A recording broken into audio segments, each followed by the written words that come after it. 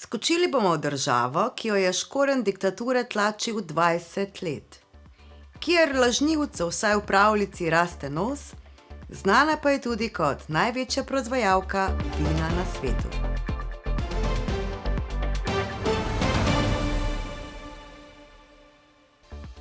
Dobrodošli v popotovanju evropskih stoječih novic.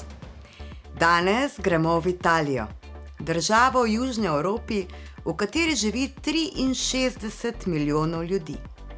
Nahaja se na polotoku v Sredozemskem morju in ima obliko škornja. Meji na Francijo, Avstrijo, Švico, Slovenijo, Vatikan in San Marino.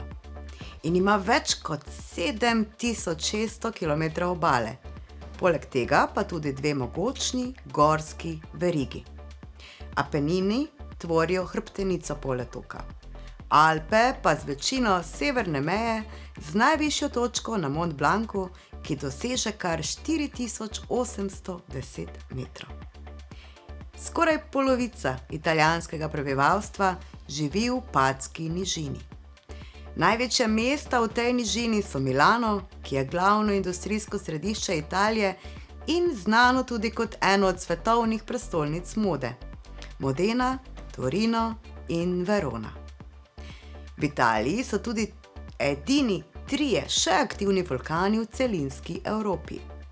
Vezuv pri Neaplju, Etna na Siciliji in Stromboli ob italijanski obali. Glavno mesto je Rim, ki ima danes 4,2 milijona prebivalcev in sta ga leta 753 pred našim štetjem ustanovila dvojčka Romul in Rem. Rimski imperij je bil ustanovljen leta 27 pred našim štetjem.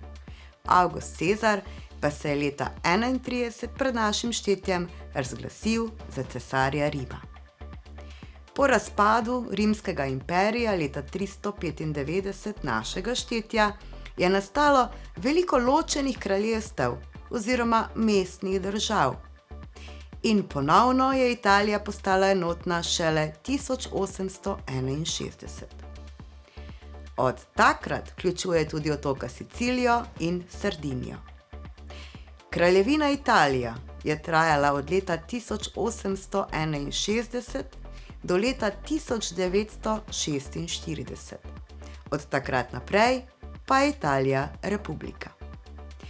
Povedati o Italiji vse v nekaj minutah je res nemogoče, zato bom naštela le nekaj dejstev. Italijani obožujejo nogomet. Pustni običaji so jim pomembni tako kot Slovencem. Korenine slovitega beneškega festivala segajo v 12. stoletje. Kot ste verjetno videli že v mnogih filmih, jim je izredno pomembna tudi družina. In še vedno, še danes, je v Italiji veliko velikih družin, ki vključuje stare starše, starše in otroke v skupnem gospodinjstvu. Nobena skrivnost tudi ni, da Italijani obožujejo hrano. Večina sveta pa obožuje kar nekaj jedi, ki izvirajo iz Italije.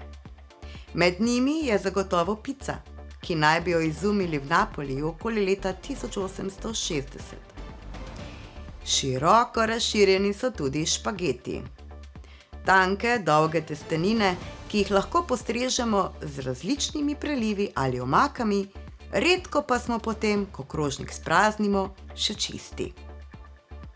Svet so obnoreli tudi pesto, gosta zelena omaka iz bazilike, pinjol, parmezana in oljčnega olja, lazanja, jed iz plasti, listov testenin, paradižnikove omake, mocarele in mletega mesa in, kar se prileže še posebej v poletnih dneh, sladoled.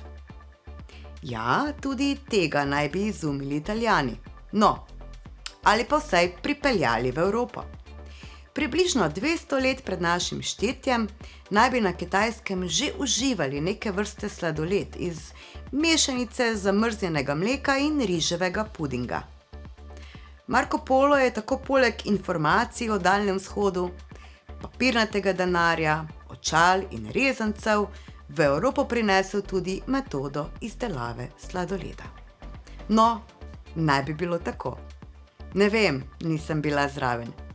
bi bila pa prav rada zraven pri kakšni porciji sladoleda na vroč, sončen dan. Lepo se imejte in pazite nase.